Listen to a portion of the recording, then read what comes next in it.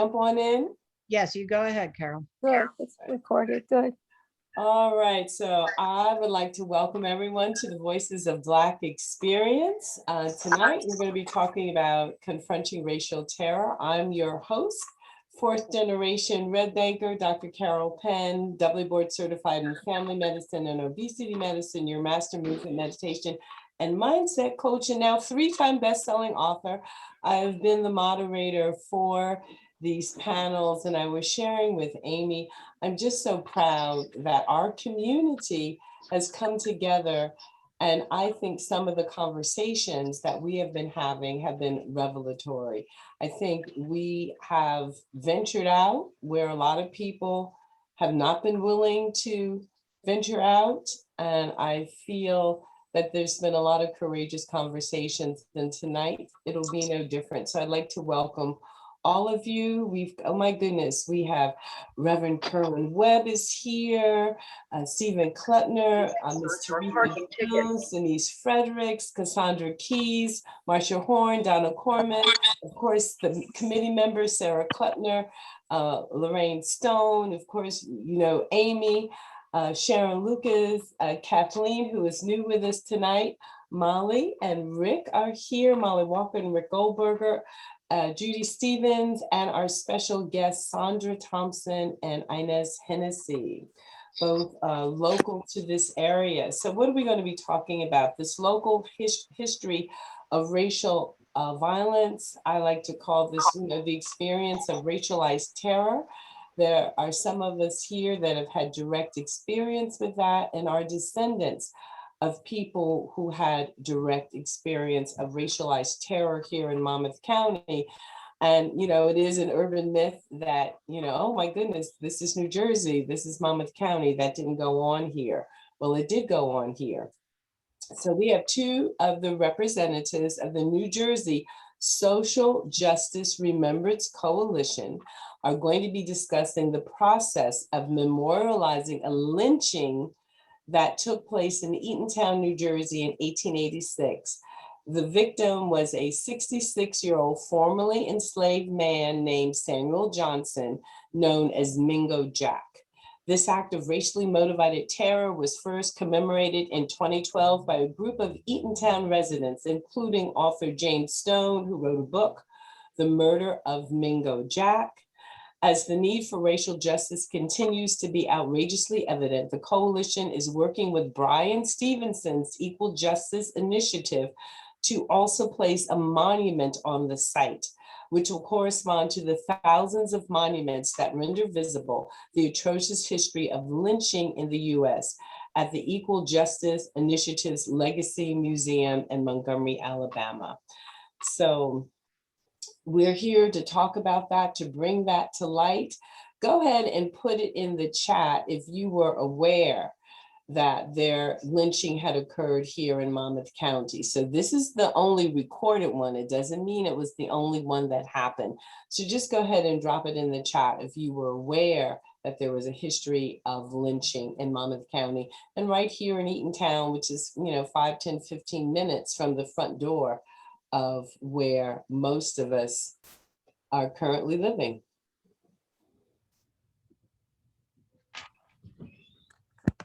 Okay, so yeah. Yeah, so some people, you know, fairly new knowledge and fairly recent knowledge. How many of you knew that this was also, families were targeted and the Klan was very active here in these towns of Little Silver and Red Bank and Fairhaven and Asbury Park, Eatontown, Middletown, very active Klan area.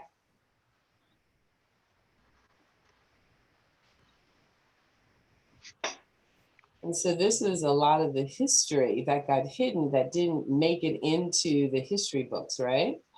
And here we all are now neighbors living amongst each other. So I'm just setting the stage for a little bit. And, you know, you look around and kind of think, well, why are things the way they are? You know, why does this group seem this way or this group seem this way? Well, when you look upstream of it, there are things that have happened that haven't been brought to light and thankfully are just now being brought to light. So maybe we will all have a better understanding of each other after these stories are told. But, kind of, hidden in plain sight, why are why have some people never had a Black neighbor? Or why have some people never had a white neighbor? Why has some people, seem to, graduate from certain school systems in the area and go on and have successful careers, and others just seem to disappear? What happened to those people? Do you question that? Do you think about that? All right, so in 1978, I saw a KKK lighting of the cross behind the racetrack. And other people, yes, I'm aware of the KKK and other activities. Yes, Southern Poverty Law Institute publications. So yeah, so different, levels of awareness here within the group. And again, great opportunity to bring it together. All right, so the stage has been set. Our first speaker is Miss Sandra Thompson, who was so instrumental in being, I think, she was the litmus point for bringing this group of Eatontown residents together once she found out about the history of Mingo Jack. So Ms. Thompson, I'm going to ask you to share a little bit about your story, about where you were working and what you were doing at the time, and how you became aware of Mingo Jack. Thank you, Dr. Penn. Thank you. I'd like to thank the Voices of the Black Experience for the invitation. Regarding your first question, we all were working at Fort Monmouth and didn't realize it. I was on Myers Center and the others were on the main post. And then one day, James Stone did a presentation at the library and we were all there and listening to him. Said, boy, this is interesting. And we started talking about it. And shortly afterwards, I said, well, we need to do something about it. And so no one spoke up. So then I took the lead. And that's how it kind of started and all the things that we did. So just let me read a little background. Samuel Mingo Jack Johnson. The author of his book was James Stone. Mingo was born in 1820, March 5th, 1886. At the age of 66, he lived at Coates Neck. He was abandoned by his parents and raised by a white Dan Holly family. The laird used Johnson as a slave and because of his size, he was short and stocky as a jockey. March 5th, 1886. Mingo was an African-American man falsely accused of rape and hanged by a mob of white men in Eatontown, Wampum Park, Eatontown. He sat in a 2-cell lockup awaiting trial after being accused of raping a white woman, Angelina Herbert, 1862 to 1893. The trial never happened. Mingo was arrested at his home by Constable Herbert Eisenhall, chief of police at the Monmouth Park, where Mingo was at work. There was word on the street Mingo would be lynched before morning. That night, Allen's Saloon, which was located on Main Street in Eatontown, a number of men were at the saloon in Eatontown. A large mob of about 75 who've been drinking went to the jail about 11:40 p.m., shot in the windows, broke into the jail. Screams were heard by an African couple, William and Sarah Buckford, who lived nearby. They were terrified. They stayed in their home. Mingo put up a good fight. They gouged out his eyes. His body was found by a 6-year-old boy, Dick Stevens, early the next morning. Prosecutor James Stein, a graduate of Princeton at the age of 19, practicing law in Eatontown, 1897. He then became the mayor of Eatontown. George Beekman, another prominent lawyer of the same era inquest, Stein was able to get information from witnesses saying that Mingle was elsewhere near the same time of the attack. The person asked Angeline, "Do you know Mingle, Jack?" She thought that that's who it was. The inquest jury verdict decided that Mingle was murdered. Wait a minute. The inquest jury verdict decided that Mingle was murdered by unknown persons. Jacob Coffin, an editor of the Eatontown Advisors, should be rebuked for condoning such mob violence in an editorial published the day after the lynching. Subsequently, Frank Dangler, Edward Johnson, George Sickler, and William Snyder were arrested for murder. Douglas, a painter by trade, was a prime suspect since he was seen with nose, throat, and hand injuries the day after the lynching. That's all I have right now. Okay, Turn it over to Inez. good evening. Okay, continuing. Allen's Saloon, which is still in Eatontown on the corner in Main Street. The night before the lynching, where the rope was passed around, Sickles was a young farmhand who testified that he walked by the jail around midnight and heard someone screaming, "Murder, murder." Sneckler, a local loafer who seemed to have been spending money even though he didn't work, was very drunk the night of the lynching and was still drinking the next morning, where he boasted that he helped pull the rope. They were released on bail and never prosecuted. Constable Liebenthal was also arrested on a warrant for manslaughter for not guarding Mingle Jack. He was released on bail and the case was dropped. The Mingle Jack murder received a great deal of publicity in New Jersey, New York, and Pennsylvania. The mystery of who really raped Angelina was never solved. Two subsequent conversations only made the puzzle more complex. Richard Kearney, on death row for murder, admitted to the rape by recanting his confession before his execution. Later the same year, a sailor named John Miller also confessed to the rape before he died of thyroid fever on a three-mast schooner, the Congo, sailing out of New Bedford. Mingle Jack is supposed to be buried in Locust Memorial Grove Cemetery in Eatontown, which is behind the old Quick Check on Wyckoff Road. And Mingle Jack was married to Lucy, had 5 children, and he was living in Eatontown. And what we have been told that the house is still there. By Sandra, what is that name of that road? It's Grant Avenue, 137. Grant Avenue. Yeah. Grant Avenue, where the Gate Nursing Home is right next door.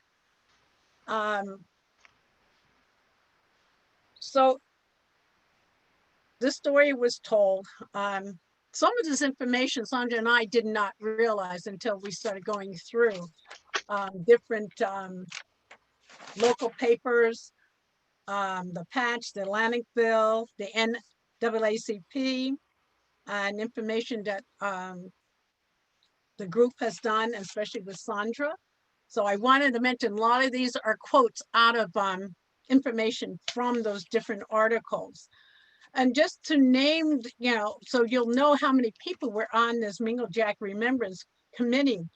There's like Rodney Jackson, Alden Small, which has passed, James Stone, Carolyn Story Hodge, Rose Terry, Sonny Thornton, Sandra Thompson, the Paranormal Rangers are Ghostbusters, and also the mayor of Eatontown, Anthony Tallarico, which was on the original committee with us, and a great supporter, the honorary members, just all kinds of other people that supported us at that time. I think both Sandra and I are both on the EGI, New Jersey Social Justice thing, with this new marker to be put up. With Kerwin Webb, he's here. And you might be able to ask him a few questions about this. Our target date is possibly of May of 2022. That's correct, right, Sandra? Kerwin? Yeah, Um, I think he's muted. He's muted. Yeah. So this goes on. There is a boulder in the park, in Wampum Park, with a plaque on it. It is not in the original place where we would like it to be, but this new marker will probably be placed at the original spot. So I am done. I turn it back over to Dr. Penn. Thank you so much for that history. I'm sure people have learned something. I know I certainly learned something in learning more of the facts and more of the details. And before I bring Reverend Kerwin Webb up to speak and talk a little bit about the Equal Justice Initiative and what we're hoping to do as a next step, and I know Amy is going to address that as well. We are on the eve of the murder of George Floyd. I'd like everyone in this group tonight to think about what's similar. What are some of the parallels? What are some of the themes that you can see happening with the murder of Mingo Jack? The detail that his eyes were gouged out. So he wasn't, it was like there was this violence, this violence and the hatred that was blown through this man's body. The fact that, he was quote unquote in jail, supposed to being watched, and somehow, the person watching him, looks the other way, and this person is ends up being murdered in this way. The world witnessed George Floyd being murdered, and in a sense that was the public lynching. So go ahead, either put your hand up if you see a parallel, if you want to ask a comment or make a question, but I'm really curious to hear from people here. Do you see a parallel to that?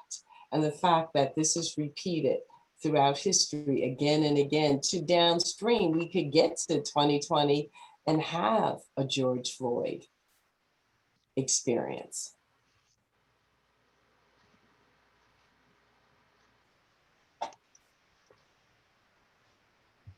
So people are saying that they do see a parallel. I don't know, does anyone want to comment on that? In what ways? That they were both murdered by people, or the cause of the murder by people that were supposed to protect us. Yes. And so Molly and Rick, parallel to January 6th at the White House and peace letting people cross the line. So again, somebody on the inside had to aid and abet what was going on with, so yeah, definitely another parallel. And again, people who are supposed to be in the position of protecting all people at all times, people are supposed to have a fair hearing at justice. Man's inhumanity to man. Yes, Donna. I would speak briefly. Yes, thank you, Dr. Penn. just, I,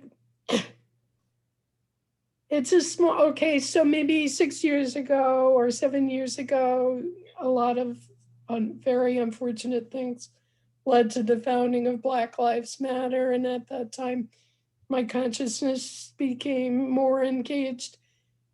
I saw the movie about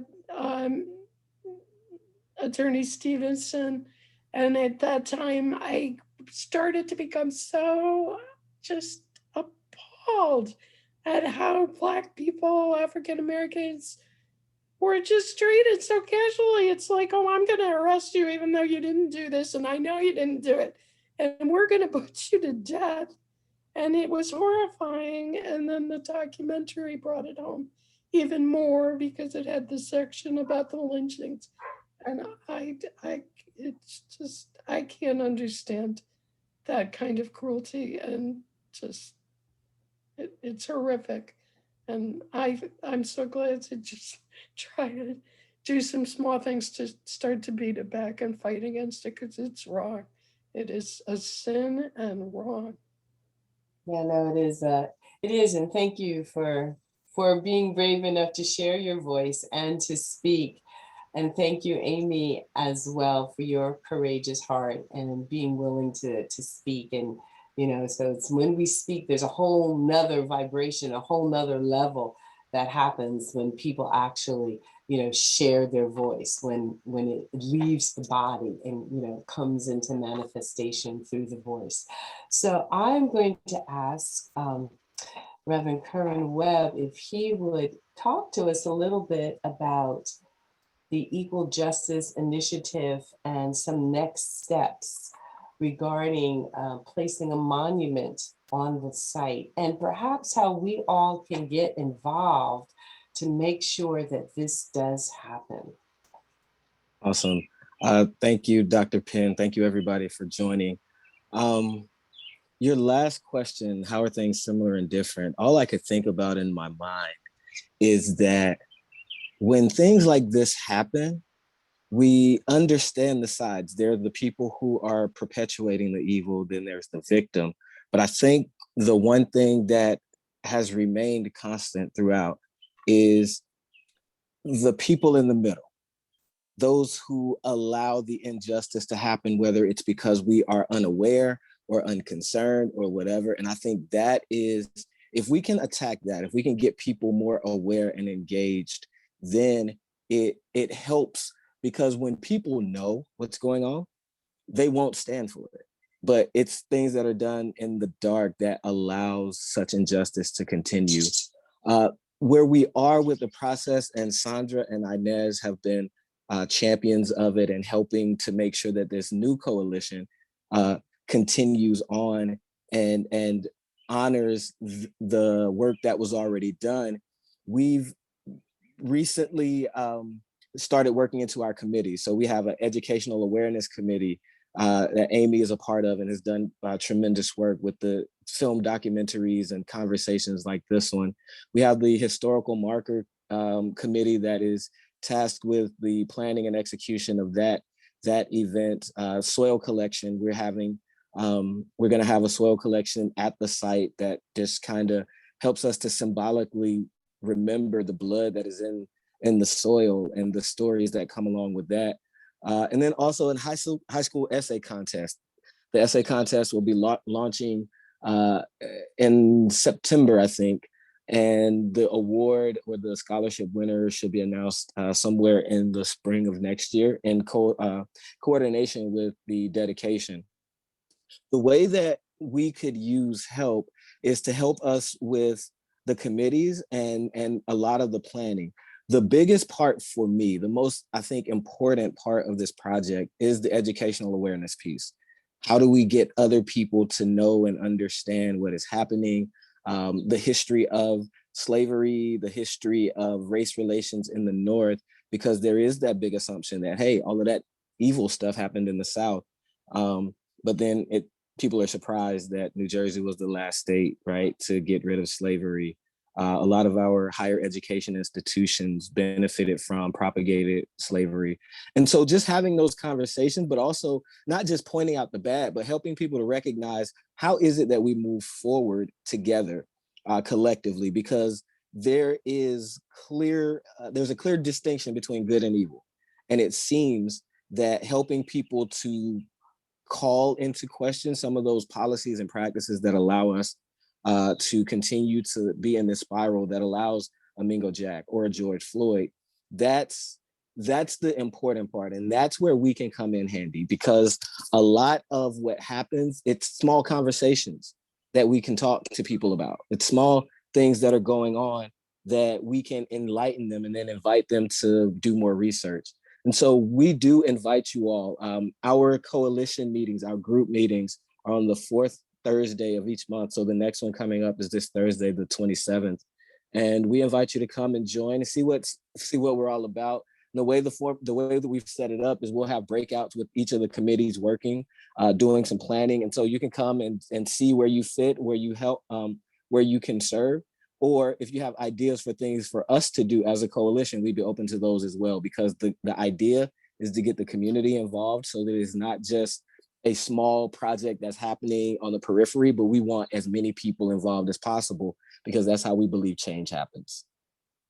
Okay, thank you. Is there a website or a contact number that you could drop in the chat? We have some Remembrance Coalition info on the Red Bank NAACP website. I'll put that in the chat. Okay. And I can give my email, and if anybody wants to, I can make sure that you get the Zoom link for the meeting on this Thursday yes, as well. And what time is the meeting on Thursday? 7 p.m. And are these meetings recorded? I don't know if the last one was recorded. I was working and I wasn't able to make it. But I can, Sandra or Inez, do you know if the last one was recorded? I believe so. I guess you would have to ask Pastor or Tim. Yeah. Okay. Or Tim, because we had quite a few people. Okay.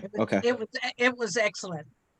It was excellent. So yeah, I think all of that information about the Red Bank chapter, the NAACP, all of that is important, for people to find out about it. And it's about people of consciousness getting involved. So everyone's participation is welcome, and everyone's participation is needed. Yes. As well. So I'm very excited to learn about this and to champion this effort. I think this is extraordinarily important that we are part of this equal justice initiative, and that this be memorialized and this marker be placed. It becomes a part of National Historic Landmarks. It gets registered and the story gets told. So now I'm going to ask another question to this wonderful group and just ask you to put it in the chat. And I'm honored to see another special guest has joined us, Miss Gilda Rogers. And I'm very happy to see Gilda here. She is my friend. She is, and I'm so honored to call her friend. She's an activist. You might know she spearheaded the efforts for the T. Thomas Fortune House becoming a nationally recognized historical landmark. And I'm going to ask her in a moment. I'm going to give her a minute to think about this, because she didn't know I was going to ask her about the importance of getting these stories told, and then beyond that, bringing them into history and getting them memorialized. And again, it takes a village. It takes all of our awareness as well as our activism. So I'd like people to drop in the chat, how many of you, again, of whatever color body you're living in, know in your own lineage, in your own family line, that there was intergenerational trauma or terror. There are a lot of lineages represented here. And then if you are perhaps living in a Black body, if you know that there was you can point to racialized terror that occurred in your family. Go ahead and drop that in the chat. Okay, thank you, Reverend Kerwin there. So if you know that there was intergenerational trauma that occurred upstream in your family, or if there was racialized trauma, racialized terrorism that your family was subjected to.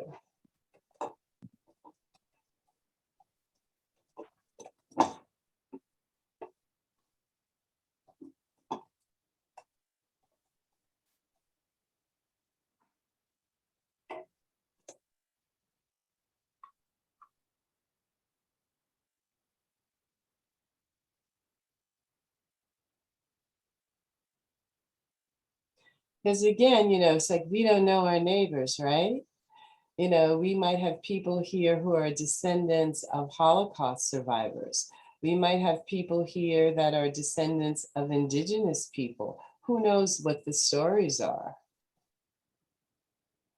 So, to have empathy and awareness and sensitivity to each other. Now, I also would like you to drop in the chat, we're all here, we're all people of certain amounts of privilege. But if you're a person who, for example, you had a Black nanny or a maid or a worker,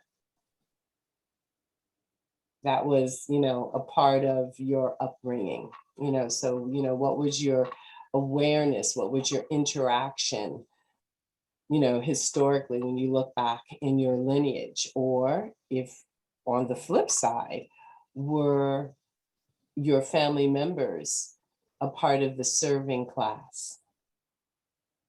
And that's the relationship we're talking about here in this area.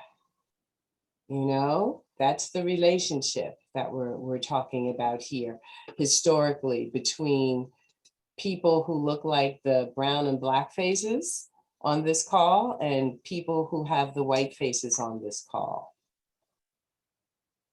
When you look at the clusters of where people with Black people lived, it was in juxtaposition so they could go be maids and be nannies in Rumson, in Middletown, in Little Silver.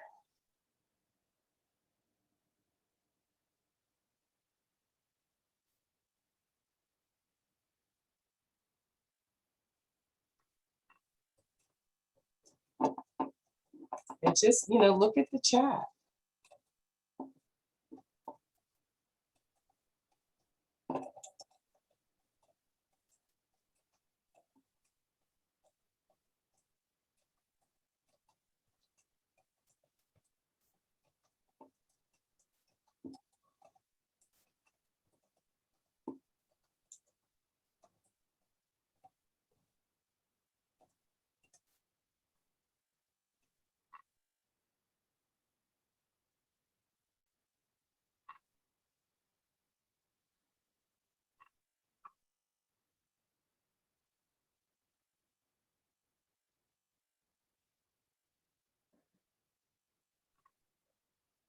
So you can see in the chat that, the level of experience.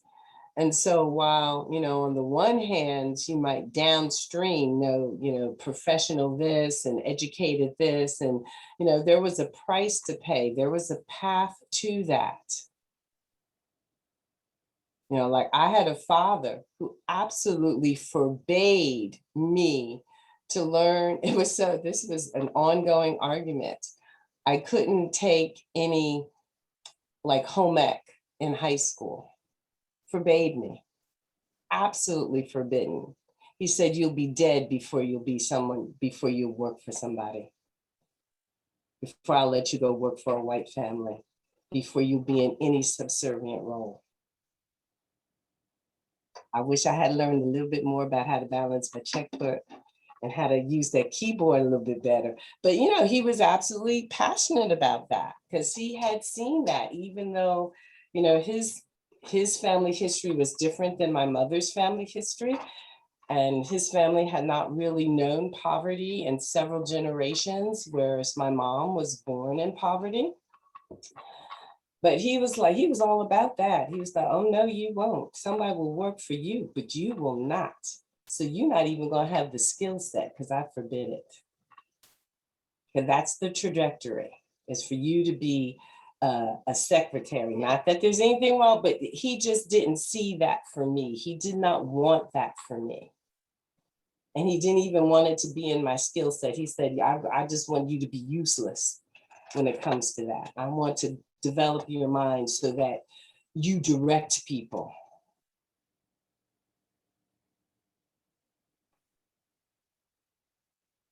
You know, so the passion of that, right?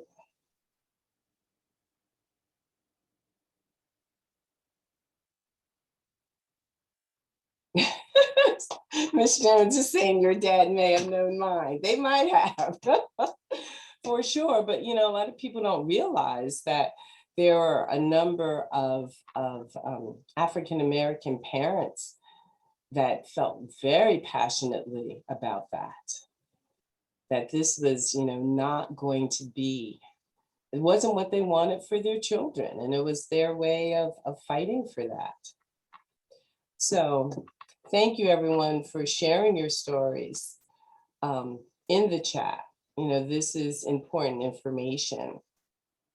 So yes, Irish Catholics who were forced out of Ireland and came to the US in the midst of the Know Nothing movement and terrorism of Catholics. It was not enslavement, but it was terrorism. Absolutely. Absolutely. My father was a teen during the time and near the location of Emmett Till. And again, that was also just, you know, absolutely racialized terror. And, you know, again, you know, that was something that, you know, went nationwide. So 2 important anniversaries occurred this weekend. We had the anniversary of the Tulsa Riots, what happened 100 years ago. And there's still a few survivors from that. And then we had the anniversary of the murder of George Floyd. And what's interesting when you think what has happened downstream up until those riots that took place in what was known as the Black Wall Street, patents produced by African Americans were on par with patents that were being produced across the boards by white Americans and all Americans. And so this genius was being poured out, it was being recognized, patents were being given. Well, after that murder that occurred, that mass murder, again, that racialized terror sent a signal out. You could do everything right. You could be living in your own community. The white folk had gotten rid of you. You know, you're living amongst yourselves. And again, a young Black man was accused of whistling at a young white lady in an elevator. And it brought down the wrath, and this violence and destruction was blown through this community. Well, the impact that had on the Black intelligentsia and the Black capital, it's like it took all the wind out. So in terms of patents and invention, it fell off almost completely at that time, and it has not been on par since. Because you get this feeling of why bother?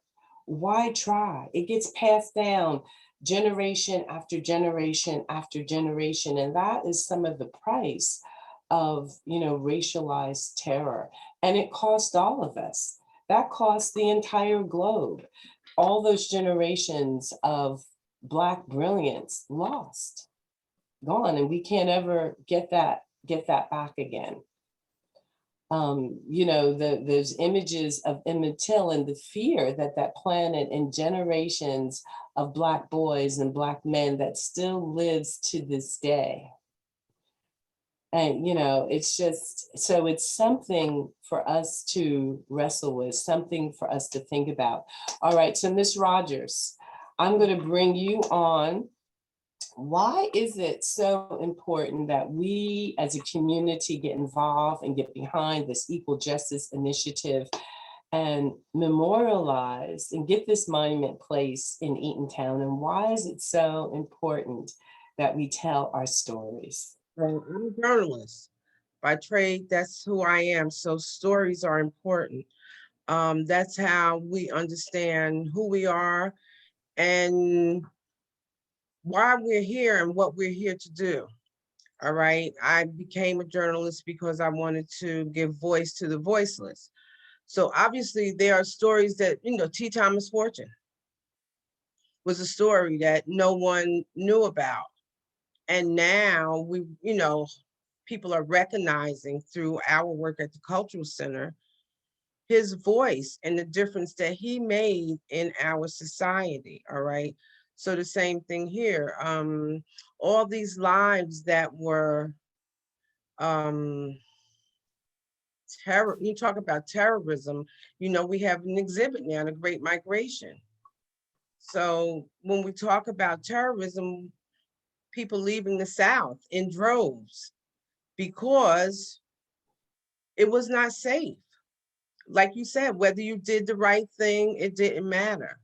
I mentioned in the chat that my grandmother was a live-in maid. She left North Carolina to come to New York looking for a better life. And that's what it's been for African-American people throughout the history of us trying to make our way in this place called America and not recognized, for who we are and our contributions to the society and our mistreatment globally in the diaspora and all of that. So yes, these stories, Mingo Jack, I'm going to say relatively it's, something I'm just really finding out about, within the last few years when this project launched. I did not know about that. Most people don't even know that New Jersey was the last state to abolish slavery. I'm working on a project with, the Monmouth County Historical Association of interpreting the stories of enslaved people at their different sites. Because now, these people had lives, they mattered. And that's what this is about. We matter. Whether you want to look back at it, not acknowledge it because of the painful memories that it resurrects. But that's the truth of what this country has been about. So here we are. Well, thank you very much for that. And Maya Angelou, one of my favorite quotes, there's nothing more painful than the pain of an untold story. And I'm so grateful that we are finally, telling these stories and that it's on such a personal level with, us as local people sharing our stories and sharing, what happens in our own families and our family legacies and lineage. And, seeing the points of commonality and the points where, we can lock arms and kind of, lean in there together. And then also to question and to understand the importance of asking the question. Because again, I'm fourth generation Red Banker. I did not know about the story of Mingo Jack until about 2012, when the project was first underway. Although I certainly do know plenty of other stories of racialized terror because of what happened in my own family. And it's interesting now, some more stories that are just starting to come out, and what those experiences were like, were people who were subjected to it, saying, what was it like to grow up having that experience and how that impacted their lives, and that story matters. And I'm also equally proud about the fact that, I'm living in a community, because we talk about, adverse childhood events. We talk about, that landmark study. We're now talking about intergenerational and racialized terror. But there's also a flip side to that we can also pass down epigenetically deep joy and positivity. And we're in a community where there's two great examples of that, not the only two, but certainly, well, I thought of three. The work of Lunch Break, that's a place where people can get involved. I know Inez Hennessy has been involved with Lunch Break for over 30 years now. I've been involved that long, first growing up, before there was a lunch break, hearing the stories and the dream that lunch break would come into existence, and then, literally watching it to coming into existence. And now, from going to being a volunteer to being on the board of trustees, the story of T. Thomas Fortune. Yeah. It's like Gilda had a wonderful store called Frank Talk. And I was up there teaching yoga classes, and she talked, we used to talk about, we were aware of the history of this house, and those conversations and bearing witness to those conversations. That was back before I went to medical school, and, back when the house was abandoned. And, so these transformative conversations that downstream, bringing good into the world, bringing healing into the world, bringing possibility. So while we are bringing to light and talking about such devastation, I want people to remember that we're also a community that has brought healing and awareness forward into the world as well. And those conversations are important too. The other good news story, I think, in this area is the Parker Clinic. Again, I believe that healthcare is the birthright of a citizen. And until we get something straight with how we're going to do medicine in this country, to be able to have a Parker Clinic, to be able to have the Visiting Nurses Association, just trying to get basic healthcare to people and basic healthcare information and literacy. So there's also things to hold on to feel good about, to get involved in, to enlarge and be more inclusive, get involved with the Red Bank chapter of the NAACP, as we've heard about tonight. And so you might— Carol, can I just for 1 second? To say that we're partnering now with Monmouth Medical Center to bring the Dr. Parker story to have a permanent exhibit at the Cultural Center. So that's going to start happening in a matter of probably of a few weeks. So that, again, we're talking about telling those stories. So people drive down Dr. Parker Boulevard and they see the, what you said, the Parker Family Health Center, but to really know the story behind this amazing family is something that many people don't know and should know. Right. So, yeah, so we'll be doing that at the Cultural Center. So, everybody stay tuned to that. Yeah, that's very, very, very exciting, very exciting. And, there's the story, the intersection. Dr. Parker Sr. wrote my mom's letter of recommendation to attend Howard University, and I found those original letters. So, the intersection of the, like the Black families that have been here and the Black families that broke through the levels of poverty and into the professions and became educators and homeowners and contributors to society, and how they interacted. And at another time, but there's also a tragedy contained in the relationship between the two families that has to do with the fact that Dr. James Parker Sr. he couldn't admit any of his patients to any of the hospitals here in this area because none of the hospital allowed Black doctors to have admitting privileges. So there were people who suffered and died, and that occurred in my family. And there was a great sadness between the two families because of the death that occurred, because in a case, it was a child who was not able to be taken care of at hospitals 5 minutes from his front door.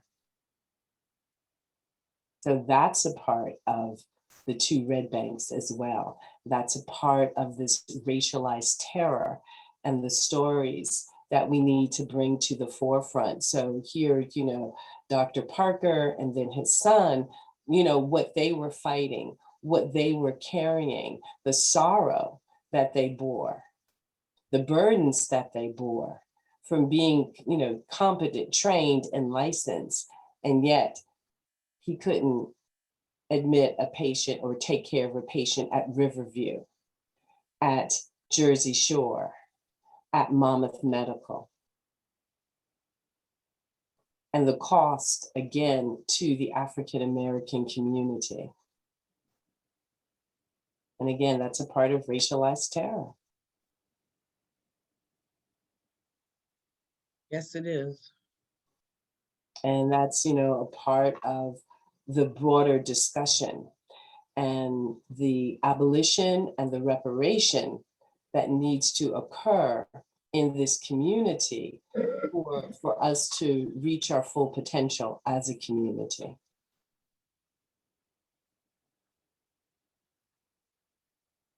No, it wasn't the 1950s. This death occurred in the 1920s. Yes, Sarah, you're muted. I just wanted to know when, and that's, you know, indeed the question of reparation, you know, and acknowledgement, but also there's a question of reparation, and there is a big question. You know, since I have the mic for a moment, I guess there was a couple of like Teresa mentioned, her father was in the area of where Emmett Till was lynched, and I was wondering if Teresa wanted to talk about how that affected her father, just because he was close to that, and then on the on the flip side, the I think it was Molly or Rick who mentioned having a woman, a black maid as a child, and how you had asked earlier for people to talk about how they, as children, had viewed the people of color in their lives who were in whatever positions, but particularly in positions of service. And I have another question, but I can wait because I just wanted to sort of pick up those threads. I'm sorry I don't mean to derail but No, absolutely. Just to, yeah.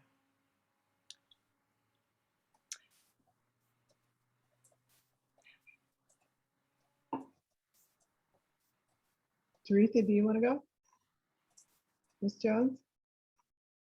I'm here. I had an interruption. I missed the question. I was asking if your father talked a lot, if he talked about how it affected him, or how you saw that he was affected by being exposed to racialized terror as a child, as a teenager. Okay, well, I think everyone Black in America has. The unfortunate part is those that have not had to address it or recognize it have not understood that. And now, because we have social media, most of you are seeing what those of us as people of color have always known. Those that have heard me before, I'm originally from Mississippi. Both my parents, born and raised, long history, all the way back into, I can trace us back to the early 1800s, because we were also native with some British thrown in there. One thing people also need to understand, everybody Black and brown in Mississippi and Louisiana area were not slaves. There were pockets of free Blacks. Some of my folks were not always enslaved, on property, still have 130 acres left outside of Jackson, Mississippi, that's been passed on through generations. But my father and others, my grandparents and great grandparents were also involved in civil rights actions and activities. With Medgar Evers and all, they were rebel rousers, and they were outspoken, and they stood up for what they believed. I also have family that were in Louisiana that had to run out of Louisiana and change their names because of altercations they had gotten in. And I have a cousin who's still alive who was a freedom rider who had to leave Mississippi, who's just in the recent years come back to visit very briefly. But my father was one of those people, he didn't want to hear any nonsense from people. He owned his own businesses. He would demand respect from anybody Black or white. And he's known in the area where he had his business, Asbury Park, very well. I had to open up a door to throw a fire inspector out because this character had a tone of voice that my dad did not want to hear and was not going to tolerate. And my brothers and I were raised that way. We were raised that we are qualified, we can be educated, we are educated. You stand up for your rights. You don't allow anyone to talk down to you any old way. And if push come to shove, push them or shove them, depending on what you need to do. So he also said that when they were children, elementary school, they sang the Negro National Anthem in Jackson, Mississippi every day before school, and they said their prayers. They were taught a lot of the Black history that people, or the full history that many people now, North and South, do not understand. But he also said that even after they came up here, many people here were selectively in denial about the racial tension that was here. My mother had a job for a minute when she first came in here, a nursing home in Ocean Grove. And one of the patients called her a nigger. And my mother said she slapped the woman and she quit the job. She said no one was ever going to talk to her and she was not going to have it. And that was in the early 60s. So that's where I come from. But my family was very vocal and they stood ground, and we were taught how to stand ground.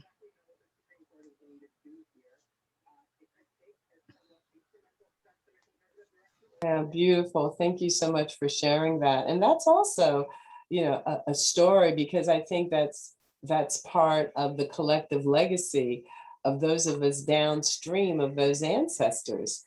It's a great title for a book. We were taught to stand ground. Mm-hmm. You had to That's in right. order to change the conversation, to survive, to change the paradigm. You had to stand ground. Right. And we were not encouraged to have servant titles. Even looking back in history and doing the family trees, my people were educators, or they were in the medical professions. My grandfather taught at Prentice Institute in Prentice, Mississippi. I can go back, his parents were school teachers. So you didn't do a servant thing. That was not acceptable, because if anybody is to say anything out of the way, you were not going to tolerate it. Even in the military, everybody gives all the veterans get. My grandfather came back from France from World War II, and they wouldn't even recognize and honor them. Absolutely. Absolutely. Mm-hmm. And, that's another story that needs to be told. So my grandfather, my maternal grandfather, he was the first man of any race that was enlisted from Monmouth County. And, there's a little write-up about that in the newspaper. Yet when he returned after, giving his service, was he able to obtain the GI rights? And was he able to, get his due as someone who participated and served this country? And, we know the answer to that. No, they weren't able to participate. But it's interesting, as I find these, these clippings and these, these breadcrumbs to the family history. And you kind of wonder, it's like, yes, it's time to tell these stories. It's time to put it together and put it out there, and to stand ground, Right. ground, and for people to understand the complexity of the relationships, and also, again, perhaps the reparations that are owed in so many cases.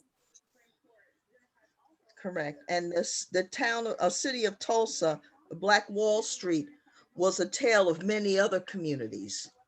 On Route 80 or Highway 84 in central Mississippi is a marker where Mount Carmel, Mississippi used to be.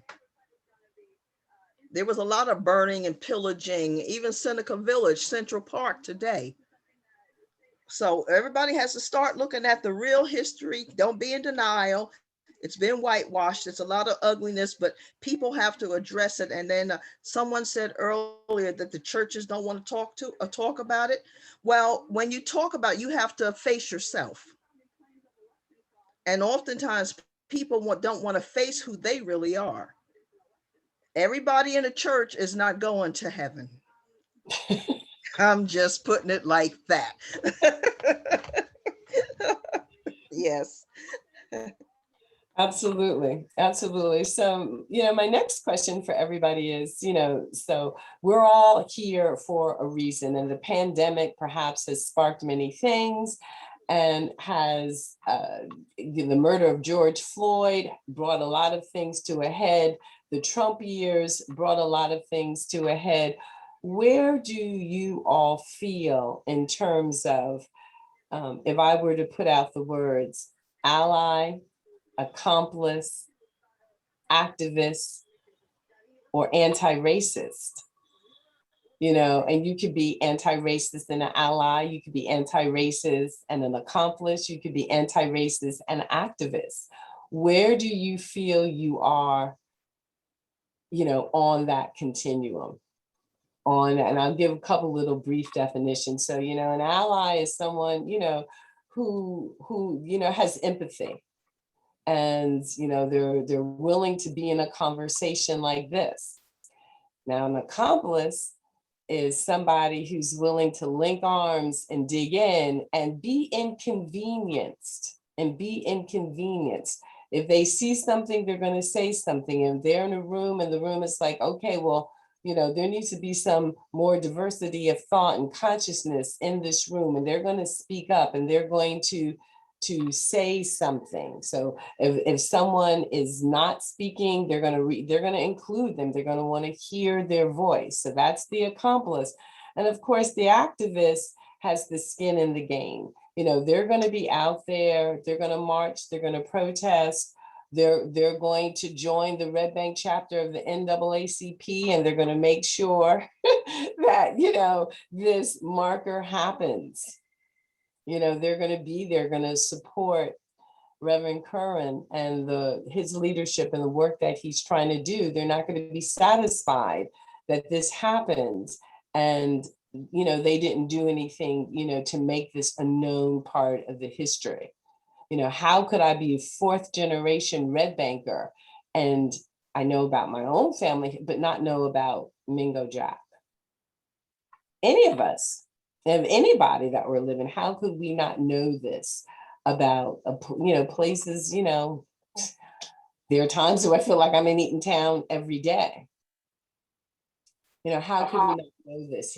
How could we not know that it wasn't until when I was about to be born that Dr. James Parker Jr., so we're talking in the mid-1950s, becoming the first African-American doctor to have admitting privileges at Monmouth Medical and at Riverview. What happened to all the care to, all these people that might have been your nanny or your mommy's maid or your grandmommy's maid? Where was their health care? How are they getting health care? All the way up till, 1950. And it was miraculous. So there was, Dr. Parker and Dr. Wiley, Dr. Parker Jr., who were able to make a way out of no way and literally save the lives that they were saving and caring for a community that didn't even have access to fluids. Something as simple as a saline drip, life-saving fluids. So we have someone, I consider myself an anti-racist ally in process of learning the other roles. Go ahead, thank you so much. Anne had to leave. Anne saying I'm an anti-racist striving to be an accomplice. So do we have any other brave souls who are willing to put it in writing? So part of the first step, one of the first steps in transformation is commitment, and writing it will take your vibrational frequency to another level, and speaking it takes it yet to another level. So I'll put mine in the chat. I will ask other people to speak up, and I'm not speaking up or making it a public display.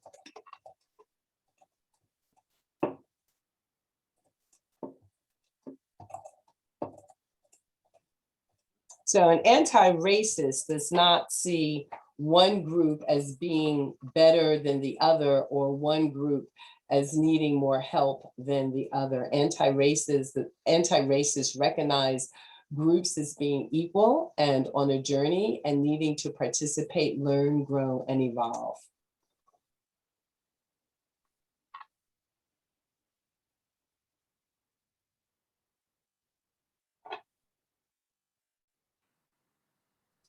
Dr. Penn? Yes. I think Molly wants to talk about her experience from childhood with Okay. a person in the house who was who being dominated by the society without her realizing it. I'm sorry, I don't mean to put words in your mouth, Molly, but I see you leaning forward. Sorry. Again, I don't mean to derail. Well, thanks for the question, Sarah. Thank you for the question. I have, so my dad was a doctor, and he had to wear dress shirts every day. My mom had 6 kids. So Miss Alberta came to our house on Tuesdays and did the ironing. Sometimes she'd come a half day on Wednesday. I understood at the time that mom always had to go pick her up from the bus stop. We lived a mile away from a main road, and actually mom would have to go down to the shopping center to pick her up and drop her off. She's from East St. Louis. I think she probably had to take 2 buses just to get to the shopping center by us in the suburbs of western part of St. Louis County. Mom would go to Women's Guild at church on Tuesdays, and sometimes I was with her and sometimes I wasn't because I had to go to school. Like I remember, I guess kindergarten, either morning kindergarten or afternoon kindergarten. So I was with Alberta all the time. I'm surprised my mother was my mother grew up all over the South, went to a lot of different schools. Her dad was a carpenter during the Depression. So once he finished one project, the family would have to move to another one, and they were pretty poor. I'm surprised she didn't have us address this woman as Miss Alberta. She was just Alberta. And I realize now how degrading that was. She was fairly elderly, not in great health, had a lot, swollen legs, grumbled a lot, wanted me to shut up and she could watch her shows while she did the ironing. I remember I tied my shoes, first time I was able to tie my shoes by myself, and I went in to, express how excited I was by it. And she was not really excited by that. I was a little disappointed, but my mom wasn't home. So, but I think our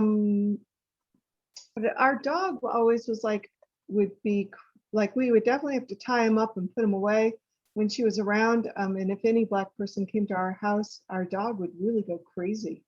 And I just never understood why they are, the dogs were so, expressed a lot of viciousness and all, because we didn't train the dog to do that, unless my mom and dad had a defensive, air about them that the dog picked up. I had a girl in my class, Gita Dash, who was her family's from India. And so she was very brown. She's very dark brown. But we knew, and this was in the mid 60s. So we knew all the stuff that was going on with Dr. King and all. So we would ask a lot of questions. I really didn't have any Black kids in my family or in my class until I went to middle school. I always wondered why the Black kids would stay and eat at their own lunch table and all. Now I understand. But I was very lucky at our school in a wealthy suburb of St. Louis. We had a couple of African-American teachers. We had Black literature and Black history. And I took those courses. I was one of the very few white kids who took the course. And I tried to be a part of the Black Image Club. And I realized now that was probably a mistake, but they had the best dances. Like 500 people would show up and Lily White Ledoux, and oh my God, 500 Black kids would come in, and it was like so awesome. It was the best dance, and I always wanted to be a part of that because I really like to dance. So so I think actually seeing some stuff on TV and hearing the news, because my mom listened to the news all the time, and having Miss Alberta with us made me wonder what was going on. Also, when I was 8, my cousin, my father's brother-in-law died, and my cousin, she's the eldest, and I'm the youngest. She was always the mystery, ooh, a Linda sighting. She married a Black man. He looks like Billy D. Williams. And he still looks like Billy D. Williams. It's still really nice. And so apparently my uncle disowned her. And we didn't see her for a long time until he died. And then we were able to see her again. So so I have 5 cousins that are mixed race through him in Chicago. So I think I don't know, maybe, the fact that I was hanging out with Alberta as a kid made me want to be more aware. So I think I was always looking at stuff. And my dad would have some stories as a doctor working in downtown St. Louis for Black families. He always used the term colored. We're like, Dad, you can't use that. That's all right. He did to the day he died. We just couldn't get him to change his terminology. But yeah, thank you for sharing that. I think it's important, again, courageous conversation to show up, the languaging, the fact that this older, mature Black woman was taking care of you and she wasn't titled properly. She should have been Miss Alberta, right? Yeah, she should have been. And I confirmed that with my cousins, my siblings. I said, did we call her Miss Alberta or just Alberta? They said, no, it's just Alberta. It's like, oh, that's really odd, because my mother, I tried to give her a subscription to something and I sent it to Patsy Walker. She goes, no, it should be Mrs. Willard B. Walker. And she made me call up the magazine company and have her address label changed. So she did good. She married a doctor, and she did good. But I've showed Carol with Dr. Penn a picture of my sister. I'm 1% Nigerian. So according to Dr. Lewis Gates, that means I have a 6th great grandparent that is Black, that was from Africa. Mm-hmm. And if you saw a picture of my sister in the summertime, especially once she was tan, you would be like, And people at Barnes Hospital in downtown St. Louis just would say to her, are you white or are you Black? They used to come out and speak to her because she has very tight curly hair and we have full lips, and she would get very dark in the sun. So Dr. Carroll said it just bubbled up into her. It did.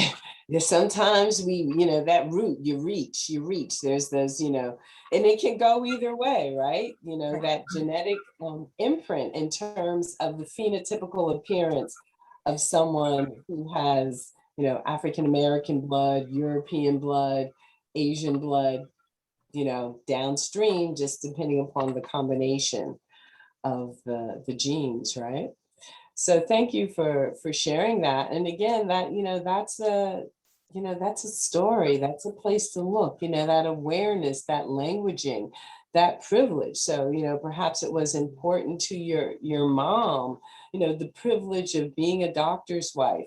Again, to have that, even though she came from a poorer background, she wasn't Alberta, to be a step above this woman living in a Black body, and this woman who was in a position of servitude, for your family. And these are important stories. It's important to understand the relationship. It's important to understand how you carry yourself in relation to other people, and where and how and when our privileges show up. and not to let it remain invisible. Right, right. You know, to bring it to consciousness, and then we can move with it. We can shift things. We can do things with it for sure. Now, does anyone else have any comments, stories, or reflections that this wonderful conversation, confronting racial terror, is bringing up for you? What's it calling up? Oh, yes, Judy, and then Miss Amy. Question, I guess for years, about why both friends and encountering Black people every day, they are willing to be cordial towards me. When my little white face bopping around, the embodiment of white privilege, why the anger is always repressed. I think if I had the same experience, that it would be really hard to be kind for the most part, and tolerant and willing to meet people almost always more than halfway.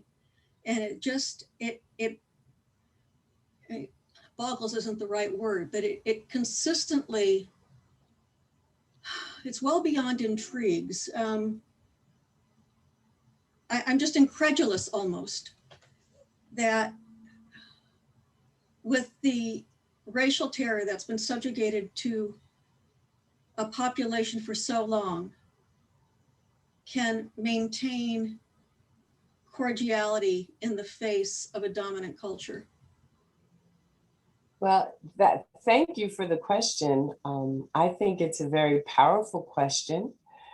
And sometimes I wonder myself. And I think part of the answer was it was survival. You know, you knew the potential of violence being blown through your body. You know, not just like you just shoot me in the head and I'm dead, boom, you know, I probably, you know, wouldn't even know anything. But before that, I'm going to be raped, I'm going to be brutalized, I'm going to be tortured. You know, that'll push you back. That'll make you think, well, I'm just going to step down and, you know, let these white folk have the sidewalk. You know, I'm not going to do that. And that was the level of terror and experience, certainly coming out of certain aspects of being enslaved human beings, coming through the sharecropping system. That is what drove 6 million people to leave the South, coming to the North in hopes of a better opportunity, a better life, a less violent life, just the way it drove millions of people from Europe to leave Europe and all that violence and come to the New World. There were also experiences, transcendent experiences of the Black church, which was really such an affinity group, an affinity community where you could go, you could restore your dignity, you could be healed on that Sunday, you could release, you could totally give yourself over to the experience. And then, you know, and really it was like, you know, mindset training, you know, set your mind to go and do what you needed to do in order to put food on the table. So my grandfather used to say, look, I will shovel shit against the tide as long as they're paying me in greenback. Dr. So, Carol, yes, I'd like to add on to that as well. absolutely. Judy, don't assume that they're all happy-go-lucky and everything is smooth. And listen to what I'm saying, because that's been the story and the premise that has been used when they told, oh, those slaves, they're happy and content. Look at them, they're singing and happy. What you're looking at is an internalized terror, trauma that's internalized. What you're seeing are millions of people that are walking around with post-traumatic stress syndrome. And it's internalized.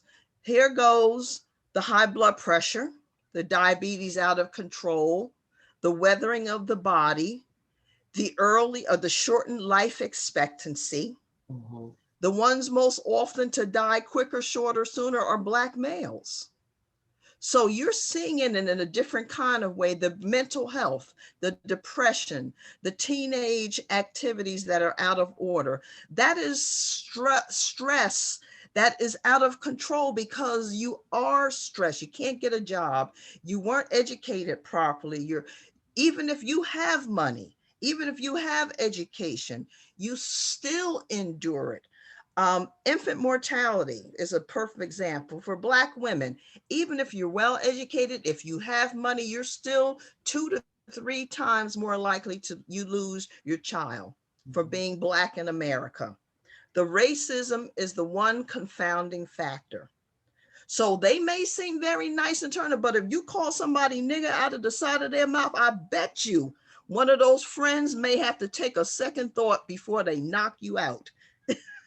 You understand what I'm saying? Oh yeah, I hope they'd shoot me dead. I mean, well, but don't assume that everybody's comfortable, because as Dr. Penn said, you have to kind of restrain yourself, because you can't go around killing off 50 people, although other people seem to be able to do it.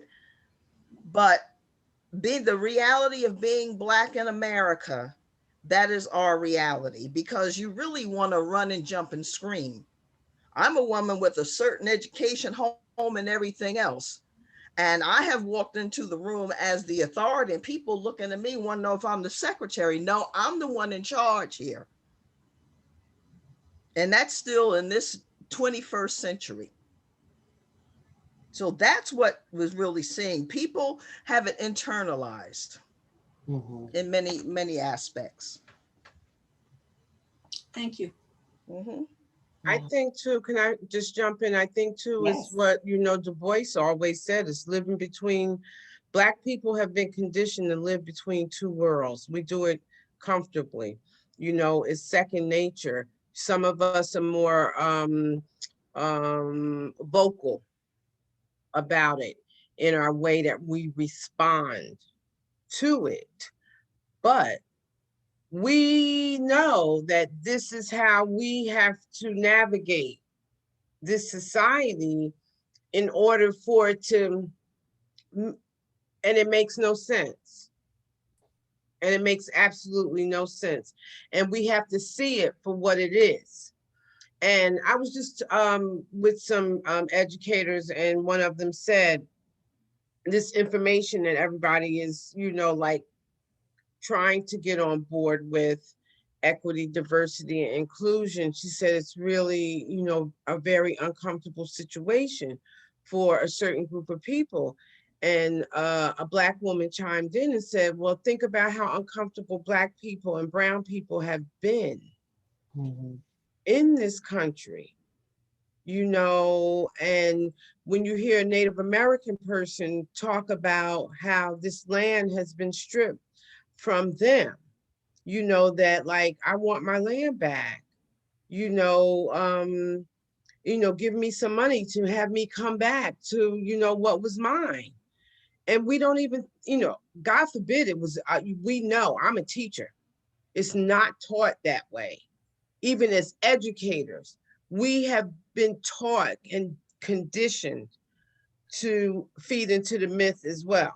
Although those who are true to ourselves and understand it in some kind of way try to break through and bring something that is true and honest to what it is, in spite of, what society says around us. But yeah, this is like, we're in a watershed moment right now in the history of this nation. And if people don't recognize that and try to bring forth all that they can, all that, I don't care how freaking uncomfortable you are. You just have to deal with this, because we have to turn things upside, it's been turned upside down. We got to make it right side up again. That everybody matters. Like when people say, oh, all lives matter. Really? Come on. We know as human beings existing in this society that all lives do not matter. We know that. And it's time that we have to stop this shenanigans and nonsense, and really, because we see it.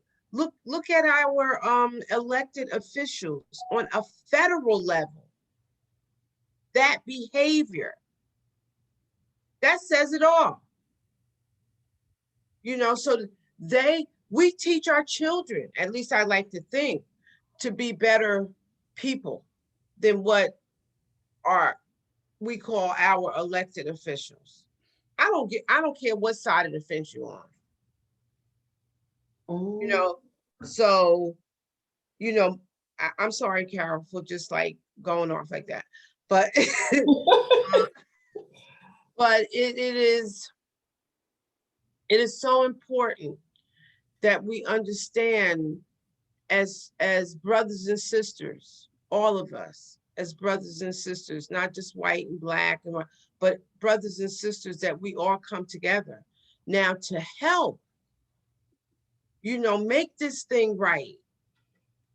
You know, maybe you have to give up something, you know, my white brother or sister, to, you know, more than lip service,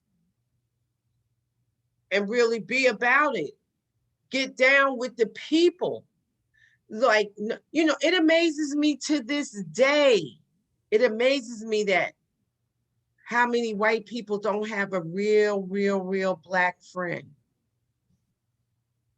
Like when somebody, I was on Zoom and a woman said, you know, and she wasn't, you know, she wasn't a young woman. And she said, I must honestly say, she was white. She said, I must honestly say, I don't have a black friend. I was like, that's like the Twilight Zone to me. You know, but that's how isolated, that's how we are. That's how we've been conditioned to be from the inception to where we are now. All right. So now we, the people, need to stand up and you know, resurrect something it's so valuable. And I'm done. Thank you so much for your comments. And Gilda, Miss Gilda Rogers, that's going to be the last word. We do like to wrap up on time, and I'd like to thank our special guests, Miss Sandra Thompson and Miss Ines Hennessy, for sharing this very important history, this story about Mingo Jack. I don't know if Reverend Kerwin Webb is still on the call with us, but also thank him for his comments. I'm going to turn the mic back over to Amy and just wrap up if we have any announcements, and encourage us all to hang in there. And I know, you know, the committee is going to get together, you know, whether we'll, you know, meet over the summer. I'm leaning in a little bit, think we should meet one more time in June to talk about Juneteenth, but we'll see. So Miss Amy, take it away. Thank you, Carol. I cannot thank you all enough for sharing your stories tonight. This has been fantastic. Gilda, you could come on any night and talk for the whole hour and a half. We'd love to have all of you. Really, I truly appreciate all of you. I had a quick question. I was wondering if we know of any of Mingo Jack's descendants. I don't. As far as we know, we haven't gotten to that, but I don't think there is any descendants, because we were reaching out before, right? Yes. Reaching out. Miss Amy, I do have something. Gilda is still on. There is another event. It's a historical graveyard, Cedarview in Lincroft, behind St. Leo's Church. I'm trying to think of the name. Hurley's Road. Hurley's Road. Memorial Day, the 31st on a Monday at 2:00. Yes. There will be a presentation of Civil War. I'm trying to think. I'm brain dead. I haven't eaten yet. Gilda, help me out here. Civil War reenactors who will serve as color guards, and at that cemetery, I don't know if people are aware of it, but Yeah. there are headstones that date back to 1815.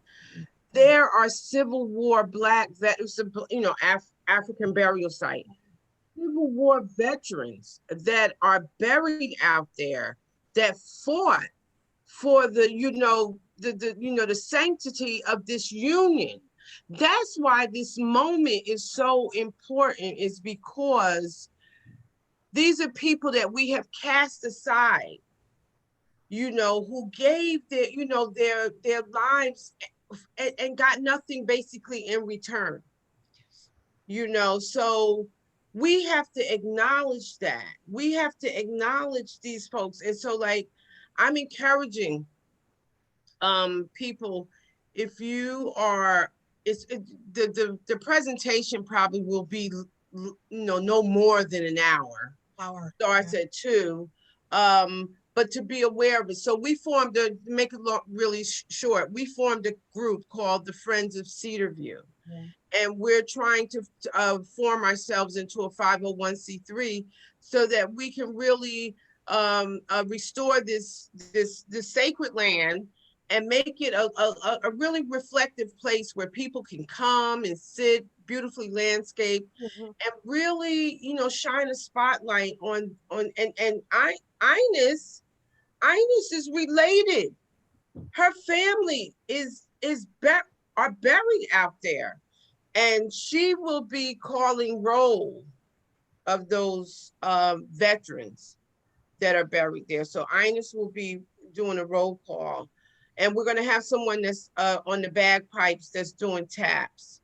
So yeah, so if you're can make it, please. Yeah, just come out. And yes. I've never been over there. If we just drive down Hurley's Road, will we know where to go? Oh yes, you'll see it. You'll see it. Once you turn onto Hurley's Road and go past the church and that other little parking lot of theirs, you'll see it right there to your right. You're gonna see it. You're gonna see it. Yeah, you're gonna see it. Thanks, Gilda. You're welcome. Everybody, thanks. Yeah, thank you all so much. I put a link in the chat for all the previous programs. It's on the UUCMC website. And I think we'll see you in June, and then maybe not for the summer, but thank you all. Thank you. Thank you. Thank you. Reminder, everybody have a good evening. Reminder, the meeting on Thursday, people can join the awareness raising committee around the monument in Eatontown. So Kerwin Webb, Kerwin at Kerwin Webb, the email is in the chat. It's an opportunity to participate and to be an accomplice. Libraries can host events, and people can join the meeting on Thursday and volunteer to recruit their local library to do an information session about Mingo Jack. And also about the pattern of racial terror in this country, because that is part of the purpose of placing the monument, is not just the one incident, but the pattern that exists. So I hope folks will join. I know people have left, but thank you. Thank you. Sorry to keep going. All right. Good night, everyone. Thank you. Good night. Good night. Hey, Carol.